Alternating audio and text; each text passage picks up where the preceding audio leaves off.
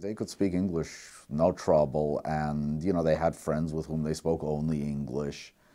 And in Lethbridge, they were friendly with the neighbors, relatively. And the neighbors weren't Jewish. They didn't have any trouble speaking English in that sense. And they had,